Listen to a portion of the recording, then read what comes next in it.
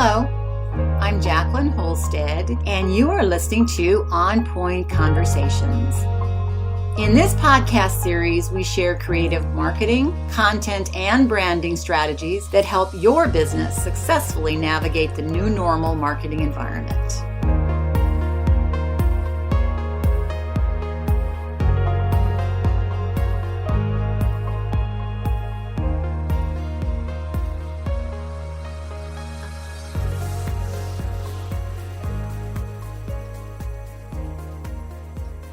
Hello, and I am Jacqueline Holstead, and I'm here today at On Point Conversations, and I'm going to talk about a subject that just came up this week. And usually I have points and topics and things, but today I'm going to talk about get to the point. And what does that mean? Just recently, I was in a meeting, and I did not call the meeting, but I was in a meeting that did not have an agenda. Now, that's not unusual anymore to not have agendas. People sometimes just call meetings, and there's so many times that people will feel that their time isn't utilized properly because there is no agenda, there's really no purpose, and there's just a meeting. Now, I really do believe in developing strategies and relationships and get-togethers and things, but when you've called a meeting and you have a meeting, I also believe strongly that you should have a reason for the meeting, and that means you have a goal for the meeting. And if you have a goal for the meeting, you probably have an agenda for the meeting. Now, several meetings I've been in this week, one of the first ones was called by a particular person for, I believe, a reason. I wasn't really sure what that reason was, but there was no agenda. And when she started, it was a little bit like we walked into, or I did, in the middle of a play. And I wasn't really sure what the beginning was, but I knew that I didn't have the beginning. So I had to do some real thinking about really probing and asking some questions to get to the beginning and to start to understand what she wanted. She's a great communicator. I think she was just tired. She'd had a long day. I think she expected that I was in the middle of this discussion, and I wasn't, which was to her a surprise because she thought that I had been in these other discussions and I hadn't been. So I'm going to really recommend that as you look at meetings and you look at meeting productivity, that you do your best to either have an agenda or have a really good purpose in mind. A second meeting I went to this week was one, now I'm doing a little bit more advocacy and government work than I've done in the past. I do have a daughter with disabilities, and the disability rates for various services are very low. So we're looking at asking for more money for particular services and getting those services to a more comparable rate so we can offer better staffing, more staffing, keeping staff. I think we all kind of understand where that is, especially if you're in the government funding area where you are trying to stay within a certain budget because that's the money you have. But as I went into this meeting, I went into it with another group who I don't know. I don't know the group at all.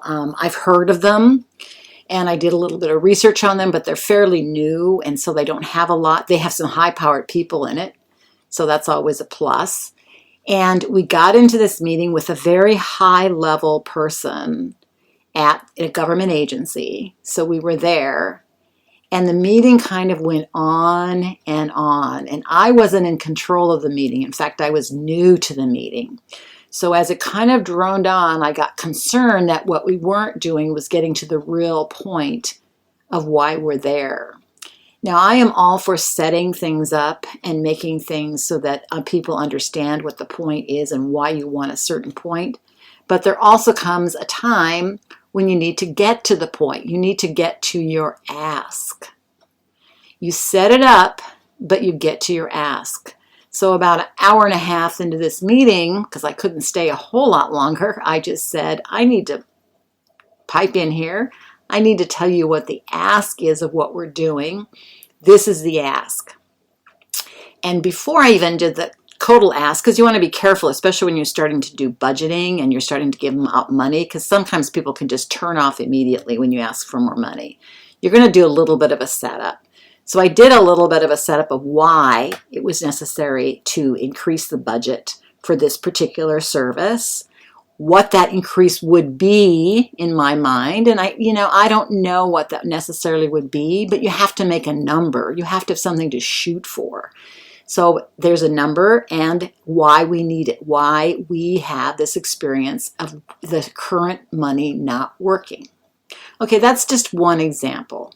I'm just giving you examples today to talk you through what should be expected and what you think of in a meeting. Even if you're not conducting that meeting, if you have a certain need, an ask. I mean, that was why I was in the meeting, was for the ask, but it wasn't my meeting. I didn't call the meeting, and I wasn't the person running the meeting. But at that point, after a period of time, you have to speak up and say, this is what we're looking for, this is what we need. So when you're approaching somebody, and this can go even from, doesn't even have to be a government project or anything like that, if you're approaching a client.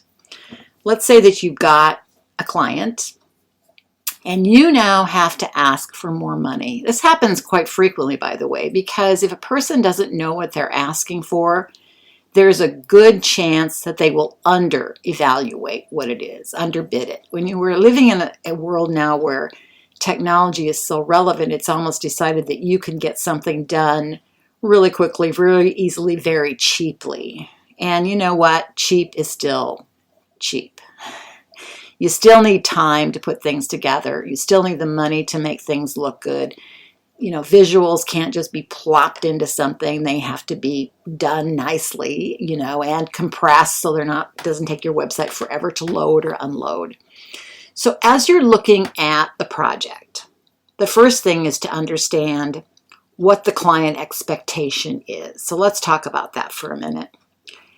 When I was in this meeting, I have certain expectations of what the government program that I am asking about provides.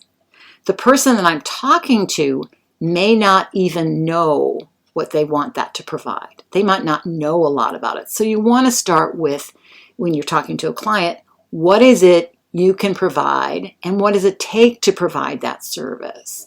Also know if you can, in the back of your mind, what you think they think an adequate project cost is. Now, if you're if you're not close at all, there might be a big problem and you may not resolve that. If you're closer, you ask for more money. I generally ask for a little bit more than what I really will settle for. And the reason is it's just a negotiation thing. People want to be, I don't ask for the moon and then expect them to come to that, but I do look at, and there's always also, by the way, things that happen in projects. You probably have seen this before if you have a project. 10% over many times because all of a sudden something will happen. Life is just not in control. You're not in control of everything. Sometimes a vendor goes out of business. I've had that happen. Or a vendor has underbid a job and now comes back and they want to get more money, and you understand that that's probably good and you want this particular one person to do this because they're really, really good. Or there's just things that happen. A client can get sick and be on for a while and come back and things have changed and now you've got to renegotiate on your supported program, because you do want to, by the way, anytime you do cost estimates or anything for programs, put a time frame in. It's only available for X amount. I usually do it 30 days, and then at that point it has to be relooked at because things change so quickly. So don't lock yourself into a cost that you can't maneuver around if you have to. The other thing is you can, in cost estimates, also just put a 10% plus or minus 10%. Usually it's plus 10%. Clients don't often like that because they don't know, but then they should just calculate for that extra 10%. And if they come in under, it's great. So the first thing you need to know is the expectation. The expectation is then related to what the price to doing that's going to be. Now, if their cost is much lower, and they don't have the budget. They're not just playing a game, they just don't have the budget. Then you look at ways to reduce that project. Can you reduce the amount you're printing? Can you reduce the amount of photos you might use? can you look at ways, and you still can be very effective, by the way. You can be very effective. You can have a beautiful professional piece, a website or whatever, by cutting things down. Sometimes when I'm planning websites, I do this, and sometimes I regret it, by the way. I do where we do sky's the limit. Put everything down you could possibly want in your website. Every piece of information, not detailed like that, but for example, do you want a sales page? Do you need a donate page? Do you need a page that talks about what grants you've gotten? Now I'm talking about nonprofits because that's what I'm working on right now. But what are all the pieces? Then you can go back and look and say, especially if your budget doesn't allow for everything, or maybe even to simplify, just so you can make it more simple and easy for people to maneuver, you might say, well, the sales page. Do you want to sell on the sales page? Maybe we eliminate that, but we do more donation requirements. Maybe we enhance a sale page if it's a for-profit. Of course, you're selling online. You enhance that page and you do something less on other pages that are not as necessary, or you don't have pages and pages and pages on your website. Or you might plan and ask the client if they have someone internally who can do changes to the website.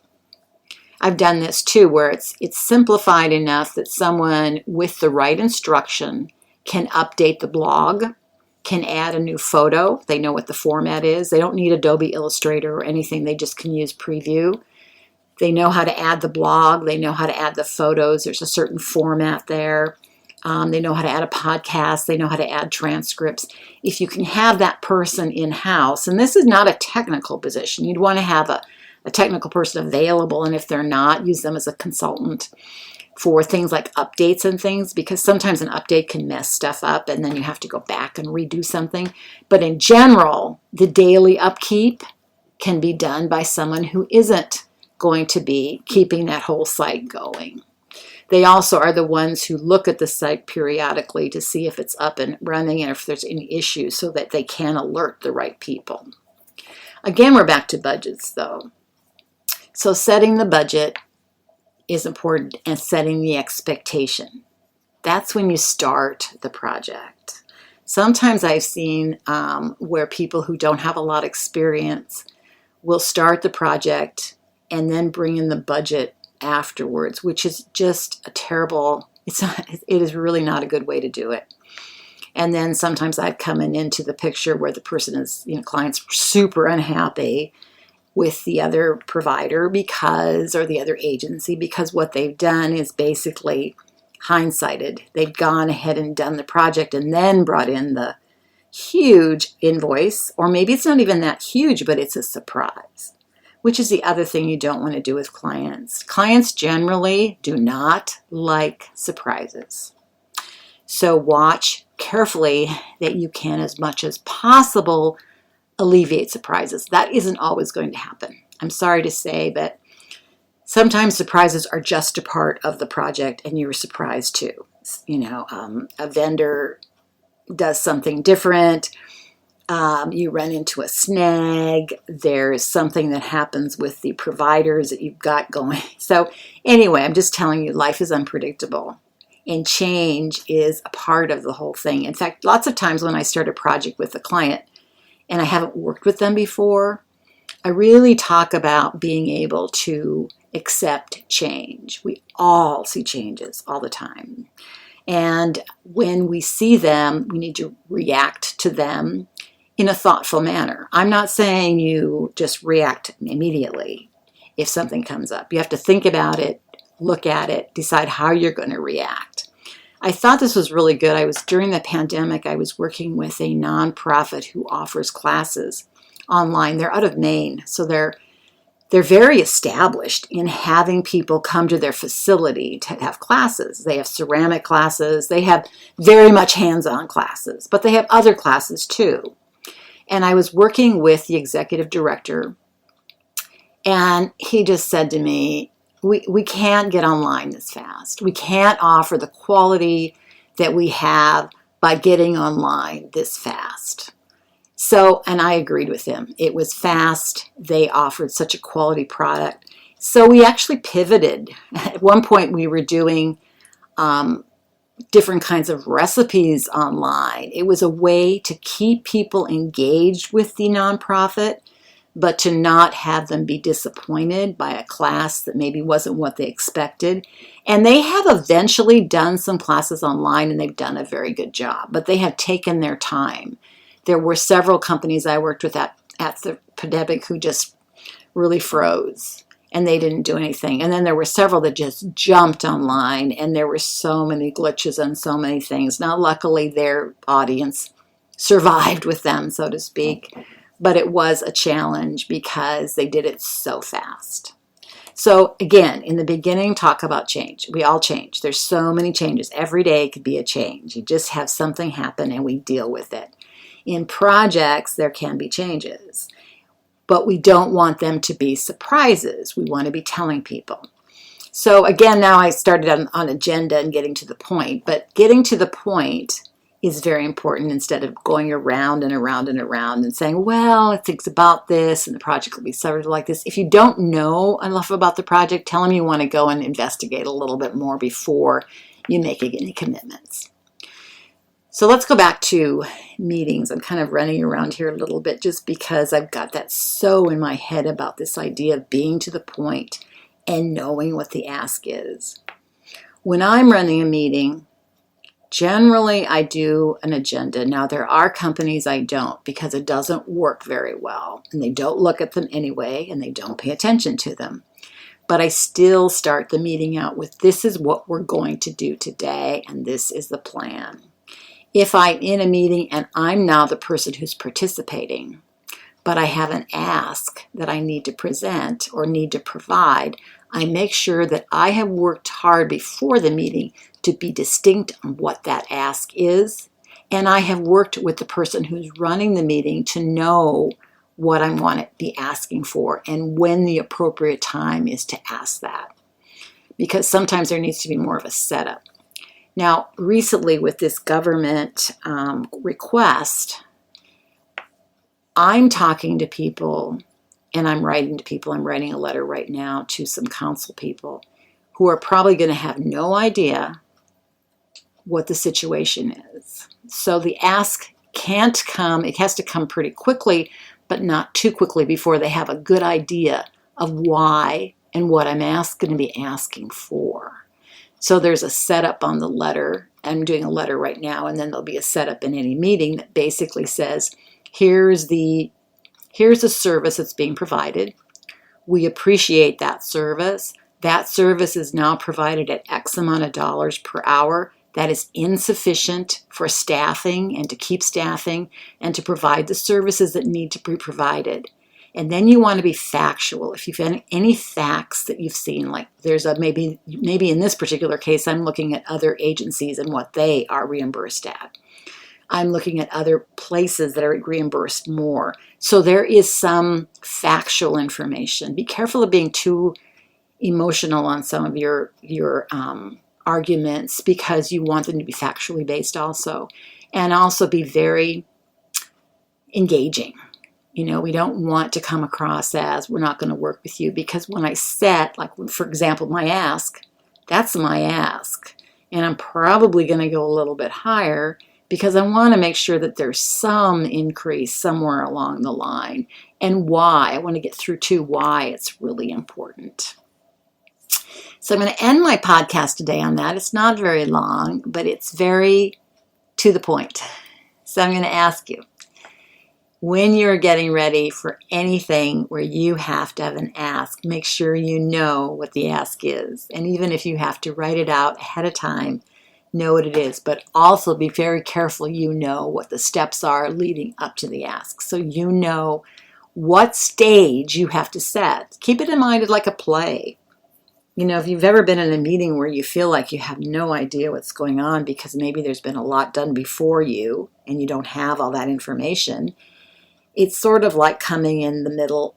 I think of it coming in the middle of a play, a mystery play. You've missed everything in the beginning, all the hints, all the clues, all the types of things you need. Now you're in the middle and you're going towards the end. So you're trying to backtrack to figure out what happened in the beginning. And sometimes when you're presenting to people, especially your top tier level, they may not have any idea what's happening at a certain level. They might want to think they do, but they may need that background first and the reason first and the reason for the ask. And then please, please, please do the ask. Because if you don't do the ask, you're definitely not going to get anywhere near what you need, want, or came even in to get. I appreciate you listening. I look forward to hearing from you. You can contact me at my contact page at onpointthinking.com. I read those and I respond, and I look forward to talking to you again next week. Thanks, and have a really great day.